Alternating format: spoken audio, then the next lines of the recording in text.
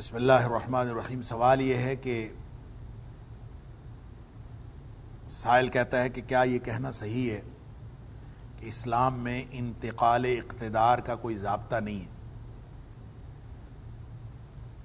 میرے خیال میں یہ درست نہیں ہے، ضابطہ بالکل موجود ہے۔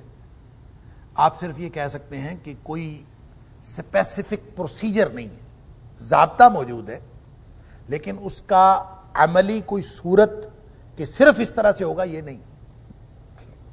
ضابطہ کیا ہے؟ ضابطہ یہ ہے کہ نبی کریم صلی اللہ علیہ وسلم نے فرمایا جب تم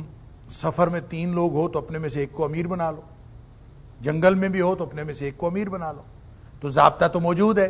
کہ آپ جس شخص کو اہل سمجھتے ہیں آپ اپنے میں سے ایک کو امیر بنا لیں، اپنی رائے دیں اور اس میں سے ایک امیر بنا لیں۔ تو جب 3 لوگوں میں سفر کے دوران یا کسی بھی جگہ پہ ایک امیر بنایا جا سکتا ہے تو یہ کیسے ہو سکتا ہے کہ ایک پورے ملک کا یا پوری ریاست کا نظام چلانے کے لیے کوئی ضابطہ نہ ہو؟ ضابطہ موجود ہے لیکن اس ضابطے کی جو عملی صورت ہے وہ مختلف ہو سکتی ہے، ٹائم ٹو ٹائم مختلف ہو سکتی ہے۔ اس لیے شاید بعض لوگوں کو کنفیوژن ہوتا ہے کہ حضرت ابوبکر صدیق رضی اللہ تعالیٰ عنہ کے انتخاب کا طریقہ اور تھا اور عملی طور پر حضرت عمر فاروق رضی اللہ تعالیٰ عنہ کا طریقہ اور تھا، عثمان غنی رضی اللہ تعالیٰ عنہ کا طریقہ اور تھا، علی مرتضیٰ رضی اللہ تعالیٰ عنہ کا طریقہ اور تھا۔ جب ہم چاروں خلفائے راشدین کے انتخاب کے طریقہ کار کو دیکھتے ہیں تو ہمیں یہ غلط فہمی ہوتی ہے کہ شاید اسلام میں کوئی انتخاب خلیفہ کوئی ضابطہ موجود ہی نہیں۔ ضابطہ کیا ہے؟ وَأَمْرُهُمْ شُورَىٰ بَيْنَهُمْ، قرآن نے واضح طور پر بتا دیا۔ شورائیت، آپس میں مشورہ کون کریں گے؟ اصحاب الرائے کریں گے۔ ہر شخص مشورہ دینے کا اہل نہیں ہوتا، بعض مشورے ایسے ہوتے ہیں اور بعض اوقات ایسا ہو سکتا ہے کہ آپ کو عوام الناس کا مشورہ لینے کی بھی ضرورت پڑے، اور اس کے لیے بھی حضرت علی رضی اللہ عنہ کے انتخاب کے موقع پر حضرت عبد الرحمن بن عوف رضی اللہ تعالیٰ عنہ کے بارے میں آتا ہے کہ انہوں نے گلی میں چلتے لوگوں سے بھی رائے لی تھی کہ کس کو، جب حضرت عثمان غنی رضی اللہ تعالیٰ کو خلیفہ بنایا گیا تو انہوں نے رائے لی تھی، وہ لوگوں سے رائے لیتے رہے کس کو بنایا جائے کس کو نہ بنایا جائے۔ ایک لمبی مہم انہوں نے چلائی اور لوگوں سے مشاورت کرتے رہے۔ لہٰذا اس مشاورت کی کیفیت ٹائم ٹو ٹائم چینج ہو سکتی ہے۔ اس میں جو مشاورت دینے والے ہیں، جو یعنی آپ کہہ لیجئے جو مجلس شورا کے ممبر ہیں یا جو شورا میں مشورہ دینے والے ہیں، ان کی بنیادی اہلیت وہ تبدیل ہو سکتی ہے۔ ان کی کوئی بھی آپ کسی بھی وقت میں اپنے میں سے اہل افراد جو مشورہ دینے والے ہیں ان کی اہلیت کوئی ضابطہ اس کا بنا سکتے ہیں، لیکن خلیفہ کا انتخاب بہرحال جو شورا کے افراد ہیں وہ باہمی مشورے سے کریں گے، یہ ضابطہ ہے۔ عملی طور پر اس کے اندر تبدیلی ہو سکتی ہے۔ لہٰذا ہم دیکھتے ہیں کہ صدیق اکبر رضی اللہ تعالیٰ عنہ سے لے کر حضرت علی رضی اللہ تعالیٰ عنہ تک چاروں خلفاء کے جو ایک تو اس میں یہ ضرور دیکھا گیا ہے کہ مجلس شورا موجود تھی، اصحاب الرائے نے اس میں جو جتنے لوگ امت کی کریم تھے ان لوگوں نے رائے دی ہے، انہوں نے اپنی مشورہ دیا ہے اور وہ مشاورت شامل تھی، اور اس مشاورت کو چاہے خلیفہ کی نومینیشن سے پہلے مشاورت کی گئی اور چاہے خلیفہ کی نومینیشن کے بعد مشاورت کی گئی، لیکن سب کی مشاورت بہرحال شامل رہی۔ اس کا مطلب یہ ہے کہ بنیادی ضابطہ تو شورائیت ہے۔ شورائیت کو عملی طور پر امپلیمنٹ کیسے کرنا ہے اور اس کی امپلیمنٹیشن کے لیے جو عملی طریقہ کار ہے وہ مختلف اوقات میں مختلف ہو سکتا ہے، اور اس اختلاف کو میں یہ سمجھتا ہوں کہ شریعت اسلامیہ نے حالات و زمانہ کی رعایت کے تحت لوگوں کے لیے چھوڑ دیا کھلا۔ اس کا مطلب یہ نہیں کہ ضابطہ نہیں ہے، ضابطہ موجود ہے، ہوگا شورائیت کے نظام سے، اور شورائیت کے نظام میں بھی قرآن نے کلیئر کٹ کہہ دیا کہ ہر شخص رائے دینے کا اہل نہیں ہوتا۔ وَإِن تُطِعْ أَكْثَرَ مَن فِي الْأَرْضِ يُضِلُّوكَ عَن سَبِيلِ اللَّهِ، اگر محض سادہ اکثریت آپ دیکھیں گے کہ سادہ اکثریت ہو، اصحاب الرائے، اصحاب الشورا، جو صاحب الرائے قسم کے لوگ ہیں، جو اعلیٰ قسم کی رائے رکھتے ہیں، جو معاشرے کی کریم ہیں، اگر ان کو آپ الگ سے رائے دینے کا اختیار نہیں دیں گے اور ان لوگوں کو چن کے اور وہ لوگ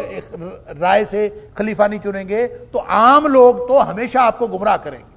سادہ اکثریت والا جو قانون ہے اس کو قرآن نے بالکل کیٹاگوریکلی کہہ دیا کہ وَإِن تُطِعْ أَكْثَرَ مَن فِي الْأَرْضِ يُضِلُّوكَ عَن سَبِيلِ اللَّهِ، اکثریت کبھی رائے سیدھے رستے پر نہیں ہوتی۔ لہٰذا جو پاکستان کے آئین میں بھی ہم دیکھتے ہیں کہ یہ جو شک نمبر 62 اور 63 یہ جو موجود ہیں، یہ بھی دراصل ایک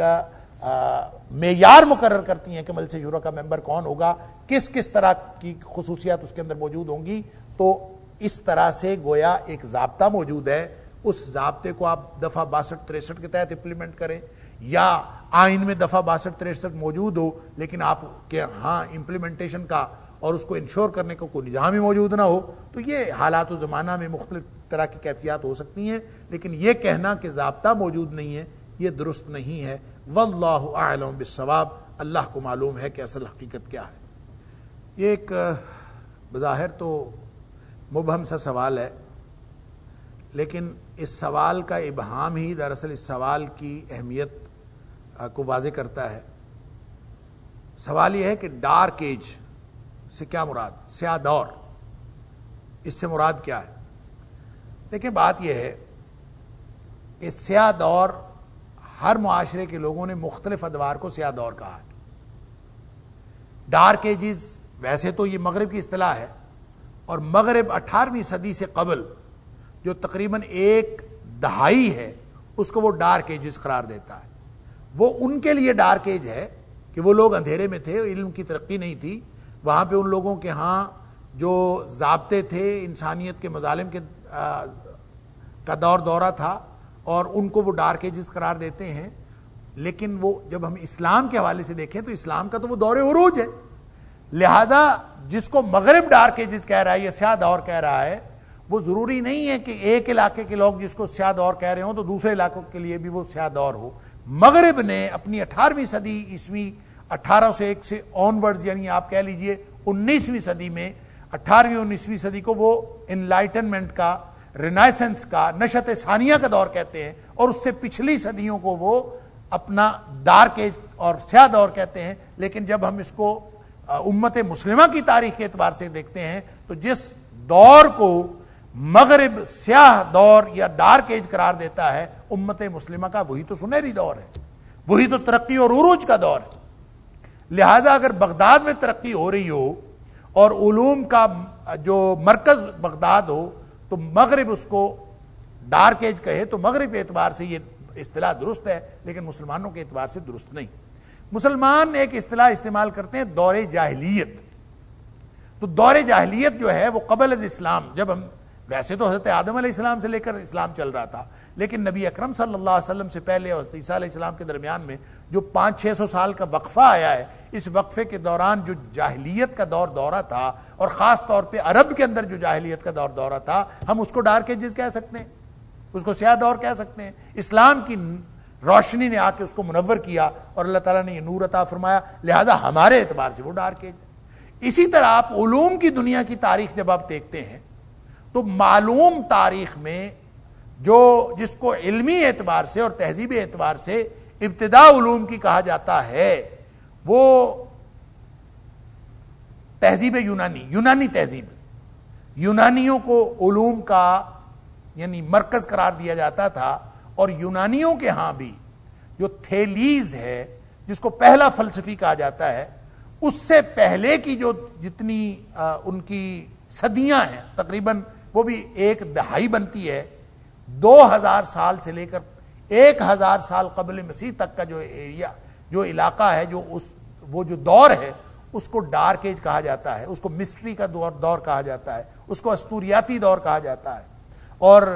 کہانیوں کا دور ہے. اور وہ یعنی یونانیوں کے اعتبار سے ہم اس کو یونانی علوم کے اعتبار سے, اس کے بعد ان کا خیال یہ کہ علم کی روشنی آ گئی, اس کو آپ علم قرار دیں یا نہ دیں, لیکن بہرحال عقل و فکر اور شعور اس کی بنیاد پر لوگوں نے نظریات قائم کرنے شروع کیے. لہٰذا 1000 قبل مسیح سے آنورڈ جو دور ہے اس کو وہ کسی حد تک یعنی جو دور عروج یونانی فلسفے کا ہم کہتے ہیں تو وہ چوتھی اور تیسری صدی قبل مسیح ہے, جو سقراط, افلاطون اور ارسطو کا دور. اور اس سے پیچھے جتنے ادوار گزرے ہیں اس کو بھی وہ کسی حد تک عقل و فکر کی طرف ایک ارتقاء کا دور قرار دیتے ہیں. آرفیس جو ہے جس نے یہ روح اور جسم کی دوئی کا تصور دیا تھا, یہ بھی کوئی 8ویں صدی قبل مسیح کی بات ہے. تو گویا 10ویں قبل مسیح سے قبل 10ویں صدی قبل مسیح سے قبل سے لے کر 20ویں صدی قبل مسیح تک کا یہ جو 1000 سال دور ہے اس کو وہ علوم کی دنیا میں وہ ڈارک ایجز کہتے ہیں. اور آپ اگر فلسفے کی کتابوں میں پڑھیں گے تو آپ کو وہ والے اس دور کو جو ہے وہ ڈارک ایج کہا جاتا ہے۔ تو کہنے کا مطلب یہ ہے کہ ڈارک ایج ایک ویگ اصطلاح ہے جو ریلیٹیو ہے، جس کا اضافی تعلق ہے، جس کا ہر معاشرے کے ساتھ تعلق ہے، اس معاشرے کی اٹھان کے ساتھ، اس معاشرے کے ارتقاء کے ساتھ، اس معاشرے کے شعور کے ساتھ اور اس معاشرے کی ڈیولپمنٹ کے ساتھ اس کا تعلق ہے۔ جب ہم مسلمانوں کے حوالے سے دیکھیں گے، مسلمانوں کی تاریخ کے حوالے سے دیکھیں گے تو اس میں تصور اور آئے گا، جب آپ مغرب کے تصور کے دیکھیں گے تو اور آئے گا، اور علوم کی تاریخ میں دیکھیں، اب فلسفے کے علوم کی تاریخ کو بھی اگر دیکھ لیں اور اس کو ڈارک ایجز آپ قرار دے لیں تو اس کا مطلب یہ ہوگا کہ اس سے پہلے جو کبھی کوئی 7 سیجز جو تصور ہو دیتے ہیں، 7 دانشمند آئے ہیں اور 7 دانشمندوں کے بعد جو ہے وہ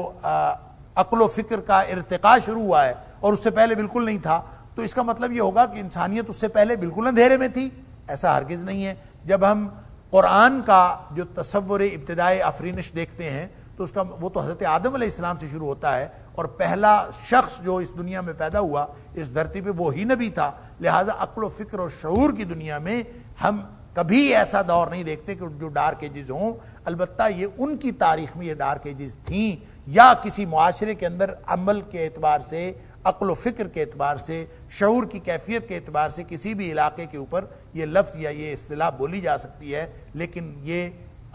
جس طرح سے شعور اور فکر اور تبدیل ہوتا جائے گا اور فکر و شعور کی بنیادیں تبدیل ہوتی جائیں گی، اور علاقائی طور پر اور نسلی طور پر جب اس کو آپ ایک علاقے سے دوسرے علاقے میں جائیں گے تو ڈارک ایجز کا تصور بھی تبدیل ہوتا رہے گا۔ واللہ اعلم بالصواب۔ اللہم اہدنا بالقرآن العظیم، اللہم ارفعنا بالقرآن العظیم، اللہم انفعنا بالقرآن العظیم، اللہم ارفعنا بالقرآن العظیم، اللہم ارحمنا بالقرآن العظیم، اللہم اجرنا من النار بالقرآن العظیم، اللہم ادخلنا کلنا الجنة الفردوس بالقرآن العظیم، اللہم اجرنا کلنا من النار بالقرآن العظیم، اللہم ادخلنا الجنة الفردوس بالقرآن العظیم، اللہم اجعل القرآن لنا اماما ونورا وہدى ورحمة، اللہم اجعل القرآن لنا اماما ونورا وہدى ورحمة، اللہم اجعل القرآن ربیع قلوبنا ونور صدورنا وجلاء احزاننا وذهاب همومنا وغمومنا، وصلی اللہ تعالی علی خیر خلقہ محمد وآلہ وصحبہ اجمعین، آمین آمین برحمتک یا